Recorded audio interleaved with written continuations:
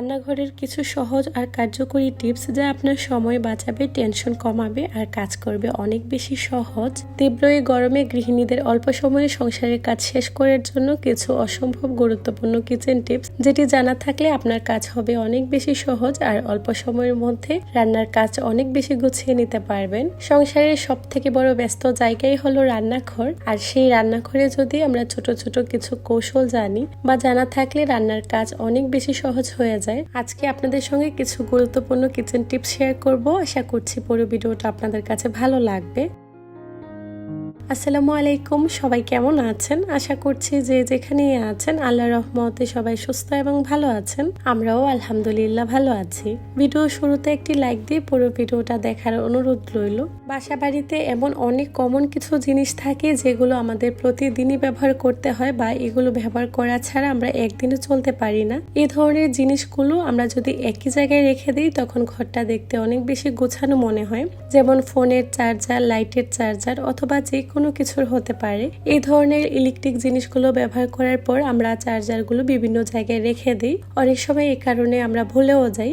যদি চার্জার রাখার জন্য আমরা একটা নির্দিষ্ট স্পেস বা নির্দিষ্ট একটা জায়গা করে রাখি, তখন দেখা যায় কি হাতের কাছে জিনিসগুলো পাওয়া যায়। আর যাদের বাসায় ছোট বাচ্চারা আছে তারা দেখা যায় হাতের নাগালে পেলে এগুলো নষ্ট করে ফেলে। এ ধরনের একটা ভয়ও থাকে। এর জন্য আমি কাবার্ডের পেছন সাইডে একটা হুক লাগিয়ে নিয়েছি। ওটার মধ্যে আমি প্রতিদিন যেগুলো আমার একেবারে প্রতিদিন হাতের কাছে প্রয়োজন হয় এগুলো আমি ওটার মধ্যে হ্যাং করে রেখে দিই। হাতের কাছে থাকে আর বাচ্চারাও ধরতে পারে না, আর হারানোর ভয়ও খুব কম থাকে। এই ধরনের ছোটখাটো চার্জারগুলো যখন আমরা এদিক সেদিক ফেলে রাখি, আমরা কিন্তু এগুলো হারিয়ে ফেলি খুব সহজেই, পরে আর খুঁজে পাই না, বা খুঁজতে গেলেও অনেক সময় লাগে। এটার জন্য একটা জায়গায় গুছিয়ে রাখলে জিনিসটাও ভালো থাকে আর ঘরটাও গুছানো মনে হয়। তারপর যে টিপসটা আমি আপনাদের সঙ্গে শেয়ার করব সেটা খুবই কমন। চিনি কম বেশি আমরা সবাই খাই, তবে এটা যদি সঠিকভাবে আমরা গুছিয়ে না রাখি চিনিটা কেমন যেন একটু ভেজা থাকে আর দেখতেও ভালো লাগে না। সবসময় আমরা যখনই চিনি দিয়ে কোনো আইটেম রান্না করব শুকনা চামচ ব্যবহার করব, সেই সাথে চিনি যাতে ভালো থাকে। বা এই গরমের মধ্যে পিঁপড়া বা পোকামাকড় কিন্তু চিনিতে থাকতে বেশি পছন্দ করে গরমের মধ্যে। যদি আমরা কিছু লবঙ্গ এর মধ্যে দিয়ে রাখি চিনিটা যেমন ভালো থাকে, সেই সাথে কোনো প্রকার পোকামাকড় বা পিঁপড়া চিনিতে আসবে না, এটার ভয় থাকে না আর কি। চাইলে এভাবেই চিনির জারের মধ্যে কিছু লবঙ্গ রেখে দিলে বেশ অনেকদিন পর্যন্ত চিনিটা ভালো থাকে। চিনি সবসময় কাচের জারের মধ্যে রাখলেই বেশি ভালো থাকে। তারপরে যে টিপসটা আমি শেয়ার করব সেটা হচ্ছে বাসা বাড়িতে সবসময় আমরা চাল ধোয়ার পানি বা ডাল ধোয়ার পানি অনেক সময় অনেকে অনেকভাবে কাজে লাগাই, আবার অনেকে ফেলেও দেই। তো যারা ফেলে দেই আজকের টিপসটা আমার তাদের জন্যই। আশা করছি সেসব আপুদের বেশ উপকারে আসবে। প্রতিদিন রান্নার কাজে ব্যবহার করা এমন ছোটখাটো অনেক জিনিস আছে যেগুলো দিয়ে আমরা নিজের যত্ন নিতে পারি। এখানে আমি পরিমাণ অনুযায়ী কিছু চাল ভিজিয়ে রেখেছিলাম। ওটা ভিজে যাওয়ার পর ওই পানিটা আমি ছেঁকে নিয়েছি। তারপর যে পেঁয়াজের ছিলকা থাকে এই পেঁয়াজের ছিলকাগুলো আমি ওই পানির মধ্যে দিয়ে বেশ কিছু সময়ের জন্য এটাকে ভিজিয়ে রাখছি। ভিজিয়ে রাখলে না এভাবেই আমি বাহিরে রেখে দিব, এটা অনেকটা ফার্মেন্টেড হয়ে যাবে। তারপর এটাকে আমি ছেঁকে নিব। এই ছেঁকার পর যে ফ্রেশ পানিটা আমরা পাবো, এটা যদি চুলে অথবা আমরা গাছের মধ্যে দিই তখন কিন্তু খুব ভালো। আর আমরা অনেকেই কম বেশি জানি চাল ধোয়া বা ডাল ধোয়ার পানি আমরা এমনিতেও গাছের মধ্যে দিয়ে থাকি, গাছগুলো বেশ ভালো থাকে।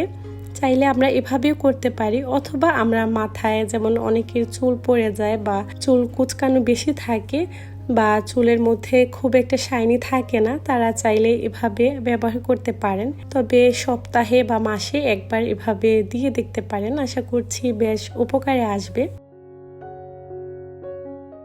তারপর যে টিপসটা আমি আপনাদের সঙ্গে শেয়ার করছি, এর জন্য চুলায় একটা হাঁড়ি বসিয়ে নিয়েছি। চুলাটা অন করে আমি কিছু ডাল রান্না করব, এর জন্য ডাল ভিজিয়ে রেখেছিলাম। ডালের পানিটা এখন আমি হাঁড়িতে দিয়ে দিব। চাল ধোয়ার পানি অথবা ডাল ধোয়ার পানি যদি আমরা এভাবে রেখে দিই এগুলো না বেশ কাজে আসে। আর এই টিপসটা আমি আপনাদের সঙ্গে শেয়ার করেছি আমি কিছুদিন আগে একজন কলকাতার আপুর চ্যানেলে আমি এই টিপসটা দেখেছিলাম, আর এটা আমি আরো অনেকবার ট্রাই করেছি, আমার কাছে ভীষণ ভালো লেগেছে। চাল ধোয়া বা ডাল ধোয়ার পানি একটা হাঁড়িতে সামান্য একটু গরম হয়ে যাওয়ার পর অল্প পরিমাণে একটু ভিনেগার দিয়ে নিয়েছি। ভিনেগার না থাকলে আপনারা লেবুর রসও দিতে পারেন। তারপর এটা যখন একটু বলক চলে আসবে তারপর আমি এর মধ্যে দিয়ে দিব 1 চা চামচের মতো বেকিং পাউডার। অবশ্যই বেকিং পাউডারটা দিতে হবে, বেকিং পাউডার কোনোভাবেই স্কিপ করা যাবে না।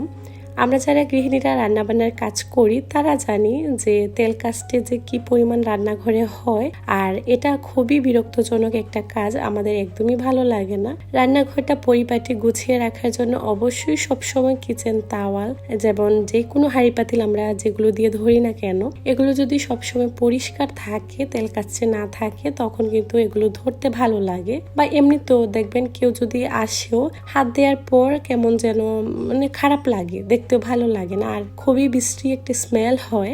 যার কারণে অবশ্যই আপনারা এভাবে চাল ধোয়ার পানি অথবা ডাল ধোয়ার পানি দিয়ে যদি কিচেন তাওয়াল বা কিচেনের ক্লিনিং করার জন্য যেই ধরনের যাবতীয় কাপড় বা তাওয়াল ব্যবহার করেন, এগুলো যদি এভাবে কিছু সময় ফুটিয়ে নেন, দেখবেন কোনো প্রকার কোনো স্মেল থাকবে না।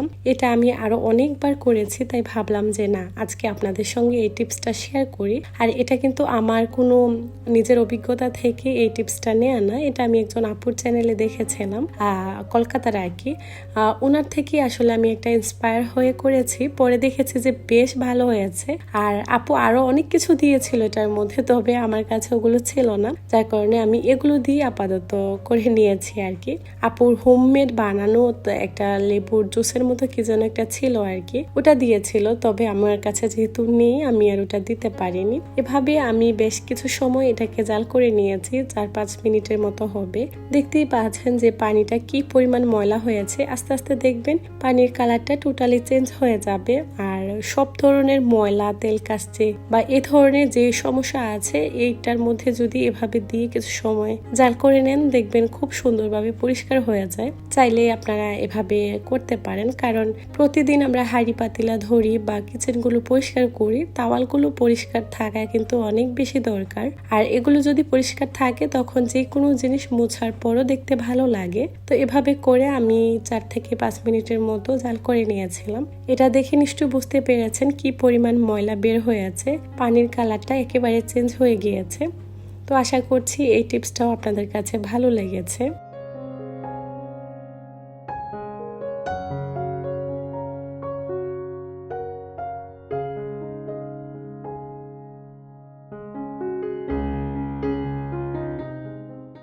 এই গরমের মধ্যে লেবুর জুস বা লেবু দিয়ে যে কোনো কিছু বানানো সবাই খেতে বেশ পছন্দ করে।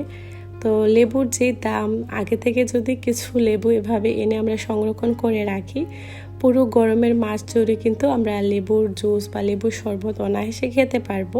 এর জন্য আমাদেরকে অবশ্যই লেবু বাজার থেকে আনার পর ভালো করে ধুয়ে পরিষ্কার করে নিয়ে যে কোনো পেপারের মধ্যে এটাকে পেঁচিয়ে নিতে হবে। যদি এভাবে রেখে দেন, দেখবেন একেবারে শুকনো হয়ে যাবে। আমি এটার জন্য কিছু লেবু নিয়েছি, যেগুলোকে আমি এভাবে র্যাপিং করে রাখিনি, এগুলো অনেকটাই শুকিয়ে গিয়েছে। আর এগুলো শুকিয়ে যাওয়ার পর কিন্তু কাটতে গেলে অনেক সমস্যা হয়, কাটাই যায় না। তো এভাবে যদি কিছু পেপার দিয়ে মুড়িয়ে রাখেন, খুব ভালো থাকে। অথবা সুতির যে কোনো কাপড় দিয়ে যদি পেঁচিয়ে রেখে দেন, তখনও বেশ ভালো থাকে আর কি। তো এভাবে করে সবগুলো লেবুর মধ্যে আমি এক একটা পেপার পেঁচিয়ে দিয়েছি, যাতে মানে ঢাকা থাকে আর কি।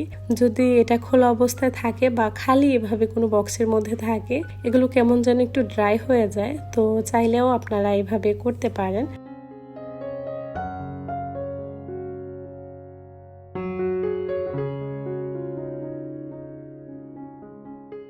একইভাবে আমি সবগুলো লেবুকে কাগজ দিয়ে খুব ভালো করে র্যাপ করে নিয়েছি। তারপর একটা বক্সের মধ্যে রেখে দিব, বেশ অনেকদিন পর্যন্ত ভালো থাকবে। আর টেনশনও কম, এক্সট্রা করে ঝামেলা করতে হয় না আর কি। তবে যখন লেবুর দাম কিছুটা কমে যায়, তখন চাইলে এভাবে বেশি করে এনে বক্সের মধ্যে রেখে দিতে পারেন, বেশ অনেকদিন অবধি ভালো থাকে। আর গরমের মধ্যে কিন্তু লেবুর জুসটা অনেক ভালো, শরীরের জন্য বেশ উপকারী। চাইলে আপনারা এভাবে জুস বানিয়েও কিন্তু ডিপ ফ্রিজে সংরক্ষণ করে রেখে দিতে পারেন। তবে আমি এবার এভাবেই রেখে দিয়েছি। তবে মাঝে মধ্যে যখন আমার প্রয়োজন হয় একসাথে যখন আমি বেশি লেবু নিয়ে আসি, তখন লেবুর জুসটা বের করে ছোট যে আইস কিউব আছে ট্রেগুলো, ওটার মধ্যেই রেখে দিই, ওটাও বেশ কাজে আসে।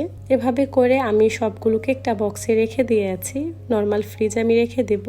প্রায় 15 থেকে 16 দিনের মতো এগুলো অনায়াসে ভালো থাকে। রান্নাবান্না করার আগে যদি রান্না করার যাবতীয় সব জিনিসপত্র আগে থেকে গোছানো থাকে তখন কিন্তু রান্নাটা অনেক সহজ হয়ে যায়, তাই না? তবে কিছু কাজ থাকে যেই কাজগুলো কিছুটা আগে থেকে গুছিয়ে রাখলে রান্নার কাজ অনেক বেশি সহজ হয়ে যায়। প্রতিবারই গরম এলে ডাল মোটামুটি সবার বাসাতেই রান্না করা হয়, আর ডাল খুবই কমন একটা খাবার। শীত গরম পুরো বছর জুড়েই সবার বাসাতেই ডাল রান্না করা হয়। রান্নাটা করার আগে যদি আমরা ডালগুলোকে কিছু সময়ের জন্য ভিজিয়ে রাখি, ডালগুলো খুব সুন্দরভাবে ফোলে ডাবল হয়ে যায় আর খুব সুন্দর সিদ্ধ হয়ে যায়। অনেক সময় আমরা তাড়াহুড়ার কারণে ডালটাকে ভিজাতে সময় পাই না বা এভাবেই রান্না করে ফেলি। অনেক ডাল থাকে যেগুলো একেবারে সিদ্ধ হতে চায় না, কারণ সব সময় কিন্তু সেম ডাল থাকেও না, যার কারণে আগে থেকে কিছুটা সময় যদি ভিজিয়ে রাখেন ডাল রান্না করতে অনেক বেশি সহজ হয়ে যায়। খুবই তাড়াতাড়ি ডালগুলো একেবারে সিদ্ধ হয়ে যায়। যে কোনো রান্নাতে খুব সহজেই ডালটা আমরা ব্যবহার করতে পারি। যখন আমরা ডালটা ভিজাবো কিছু সময়ের মধ্যে দেখবেন ডালটা একেবারে ডাবল হয়ে যায়। এই পর্যায়ে এলেই আমরা রান্না করতে গেলে ডাল রান্নাটা খুব তাড়াতাড়ি সিদ্ধ হয়ে যাবে, সেই সাথে অল্প সময়ের মধ্যে রান্নাটাও হয়ে যায়। যেমন আজকে আমি কিছু সময়ের জন্য ডালগুলোকে ভিজিয়ে রেখেছিলাম, এখন ঝটপট রান্না করে নিয়েছি। আজকে আমি চাল কুমড়া দিয়ে ডাল দিয়ে মাছ দিয়ে রান্না করব। দেখবেন চাল কুমড়াগুলো সিদ্ধ হতে হতেই একেবারে ডালগুলো গলে যাবে। একেবারে আমি রান্না করেই আপনাদেরকে দেখিয়ে দিয়েছি। একেবারে খুব সুন্দর করে কিন্তু ডালগুলো গলে যায়। আবার অনেক সময় হয় কি ডালগুলো সিদ্ধ হতে চায় না, একটু ভিজালে ডালগুলো তাড়াতাড়ি সিদ্ধ হয়ে যায়। তবে সব ডাল কিন্তু সমান না, কোনো কোনো ডাল খুব তাড়াতাড়ি কিন্তু সিদ্ধ হয়ে যায়।